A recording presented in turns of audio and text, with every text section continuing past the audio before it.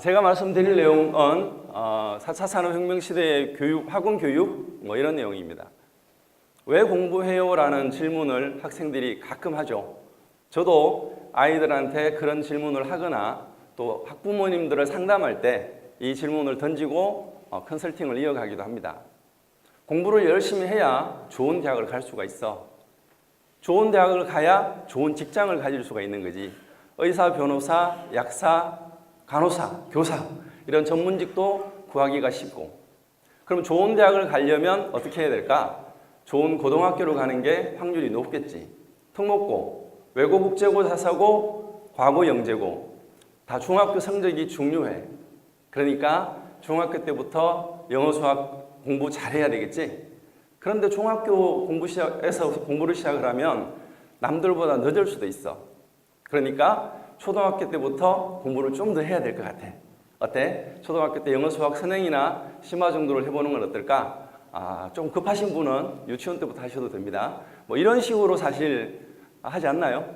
저만 그런가요? 이런 이야기를 하면서 저희 나라 아이들이 어떻게 일자리를 구해가는지를 생각해 보니까 대략 한 24, 5년 정도 준비합니다. 교육받고 24, 5년. 그러고 나서 일자리를 구하게 되는데요. 어떻게 보면 지금 저희 나라 교육의 가장 핵심적인 부분들은 일자리 문제인 것 같아요.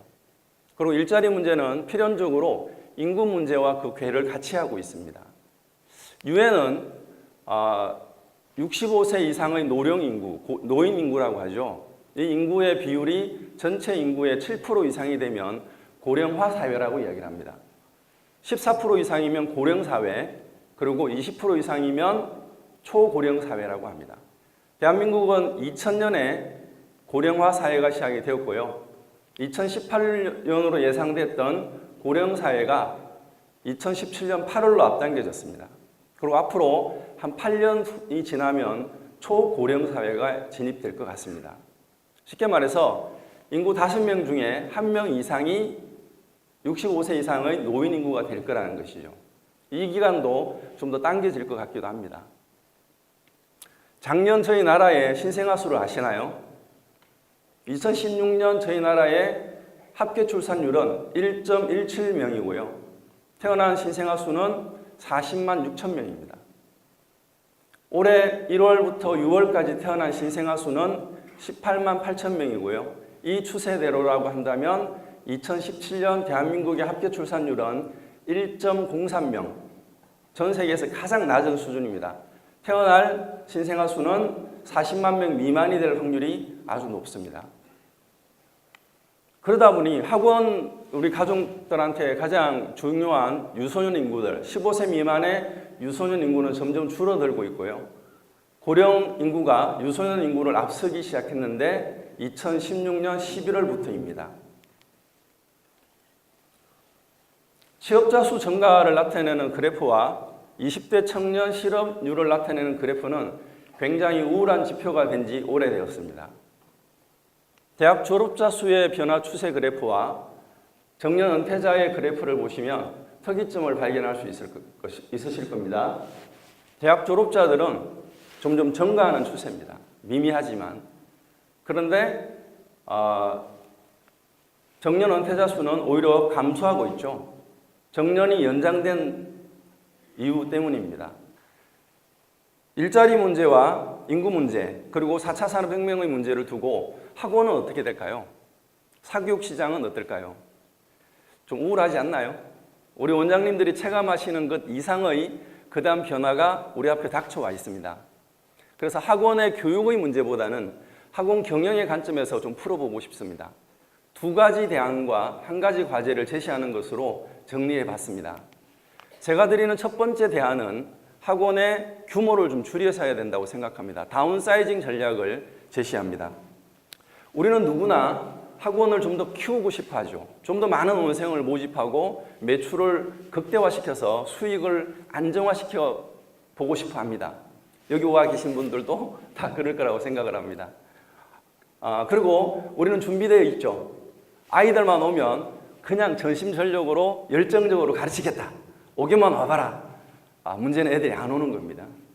그리고 있던 아이도 조금씩 줄어들고 신입생은 더 들어오지도 않고 나갈 아이들은 나가고 이러고 있는 추세가 학원의 현실이라고 생각됩니다. 교육 정책은 또 어떨까요? 정부의 교육 정책은 오랜 시간 준비하고 고민했을 겁니다. 문재인 정부는 대입 전형 단순화를 내세우고 있습니다. 대입 정책의 기본 방향을 잘 살펴볼 수 있는 게 대통령 선거 당시의 교육 공약 내용일 것입니다. 자, 이런 정책들이 시행이 된다면 우리 학원 사업은 쉬워 보이지 않습니다. 좀 더 어려워질 것 같습니다. 현 중3이 올해 8월 말로 수능 절대평가를 결정하겠다고 했는데 1년 유예가 됐습니다. 현 중2부터는 확실하게 시행될 것 같습니다. 2018년 6월로 예정된 총선 때문에 비껴가기 위해서 정치적인 속도 조절을 하고 있는 거라고 생각합니다. 외고, 국제고, 자사고가 일반고로 전환이 된다면 어떤 일이 생길까요? 생각이 되시나요? 일반고에서 학생 성적을 볼까요? 중학교 자유학기제가 확대가 되고 시험이 일제고사가 없어지고 초-중의 혁신학교가 점점 확대되고 있습니다. 그리고 정책적으로 그렇게 만들어가고 있는 중입니다. 초중 아이들이 학원을 다닐까요? 제 생각에는 어려워 보입니다. 저 정책들이 시행이 된다면 학원은 정말 힘든 시기를 거쳐야 할 것 같습니다. 따라서 성장을 모색하고 키우려고 하는 생각을 좀 내려놓으시고 다운사이징 하셔서 생존을 모색하고 생존을 우선으로 생각하는 그런 시간이 필요할 것 같습니다. 자, 여러 가지 상황으로 보니까 학원이 어렵다네. 그리고 실제로 내가 봐도 어렵고 잘 되는 학원이 있긴 하지만 내가 배워서 해봐도 잘 안 되네.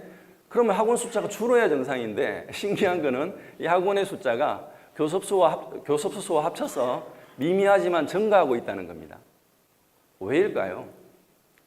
자, 청년 실업의 문제와 일자리 문제를 생각해 보면 생각보다 쉽게 해석이 됩니다. 왜냐하면요, 지금 교육청에 등록된 숫자거든요. 학원 사업은, 사교육 사업은 어떤가요? 진입 장벽이 아주 낮습니다. 저희 나라가 지금 70-80% 이상의 이 대학 진학을 하고 있어요. 세계 최고죠. 대학을 졸업한 젊은 친구들이 아무런 거리낌 없이, 아무런 부담 없이 사교육 시장에 진입할 수 있습니다. 성공 여부는 별개의 문제이죠. 자, 게다가 학생 수가 점점 줍니다. 인구 절벽이 시작되는 2019년 이후로는 대학 정원보다 입학 자원이 적어진다고 예상되고 있습니다. 따라서 교육부는 2014년 1월부터 대학 구조개혁 추진 계획을 발표합니다. 3단계에 걸쳐서 대학 정원을 줄이고 있죠. 지금도 많이 줄이고 있습니다. 사교육 시장은 인구 문제에서 벗어날 수가 없는 것 같습니다. 시장은 수요와 공급의 원칙으로 진행이 되고 있죠. 사교육 시장도 예외는 아닐 거라 생각합니다.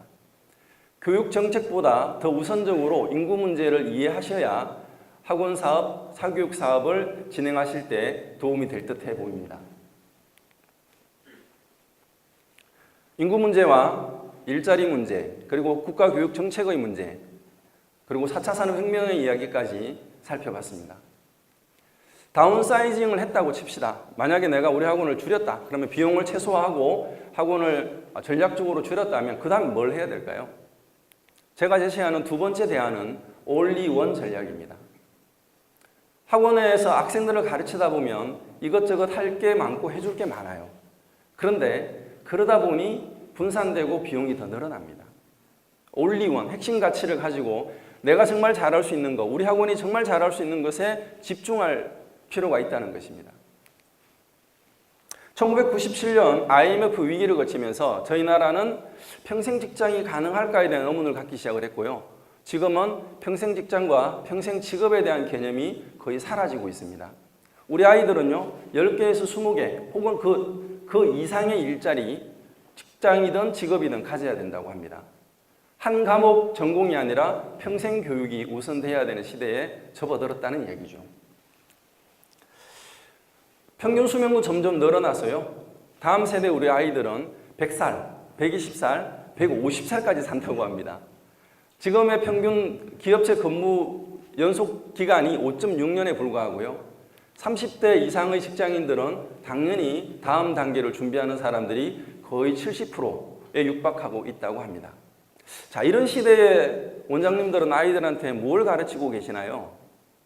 우리가 국어, 영어, 수학 문제 풀고 답 찾는 거 열심히 가르치는 게 지금 시대에 맞을까요? 아니면 어떤 상황, 어떤 문제를 만나더라도 복합적인 문제 해결 능력을 가진 창의적인 능력의 아이로 키우시는 게, 지도하시는 게 맞을까요?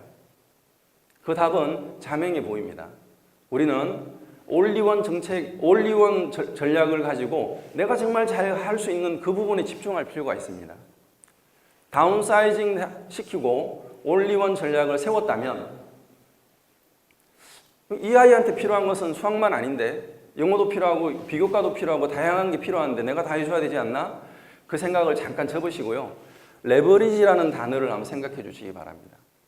학원 간의 협업이 절대적으로 필요한 시기라고 생각합니다. 나는 수학 선생이고 고등학교 1학년 수학에 대해서는 내가 이 동네에서 짱이야 라고 생각하시는데 이 친구가 영어를 못해요. 그럼 내가 영어까지 해줄 수는 없으니까 영어 올리원의 학원을 주변에서 찾아서 협업을 하시는 겁니다. 그 학원에 우리 아이를 레버리지 시키는 겁니다. 내가 또 반대로 레버리지 해줄 수 있는 거죠. 다운사이징 된 전략, 그 다음에 올리원 전략을 구상하셨다면 다음 단계로 우리가 생각했던 학원 간의 협업 이야기였고요. 학원은 굉장히 모래알 조직입니다. 학원처럼 모래알 조직이 드물 정도로 학원은 모래알입니다. 내 학원만 잘 되면 된다는 생각이 많으시죠? 저도 그렇습니다. 하지만 이제는 그 시기가 아닌 것 같아요. 동업자 정신이 절대적으로 필요하다고 생각이 됩니다. 사실 제가 가장 기분 나쁜 사람들이 있어요. 이름을 거론하기는 좀 어려운데 자기가 잘났다고, 자기 학원이 짱이라고, 내가 영어 최고니까 다른 영어 학원들은 다 쓰레기다 이렇게 말하는 진짜 그런 사람이 있습니다. 그런 사람은 없어져야 됩니다. 언제 어디서나 누구에게나 자랑스럽게 말할 수 있는 그런 학원 공동체 가족이 되기를 희망해 봅니다. 다운사이징된 올리원 전략을 가지고 우리는 새로운 시대에 새로운 학원을 만들어 가기를 바랍니다. 2018학년도 대학 입시에서 가장 큰 변화를 보인 대학이 고려대학입니다. 고려대학의 변화는 시간이 지나야 정당한 평가를 받을 수 있을 거라고 생각을 합니다. 그 학교가 잘한다 못한다의 문제가 아니고요. 앞으로 보다 많은 대학들이 보다 공격적으로 변화를 시도할 것 같습니다. 4차 산업혁명 시대가 요구하는 인재가 따로 있기 때문입니다. 우리는 모두 패스트 팔로워였습니다. 기억하시나요? 잘 되는 학원을 쫓아가고 잘하는 원장님을 따라가려고만 노력했죠. 저도 그랬습니다. 성공 확률은 별로 높지 않습니다. 그렇다면 이제 나만의 학원, 나만의 장점을 부각한 다운사이징 된 올리원 학원으로 4차 산업혁명 시대에 퍼스트 무버로 거듭나는 것은 어떨까요? 감사합니다.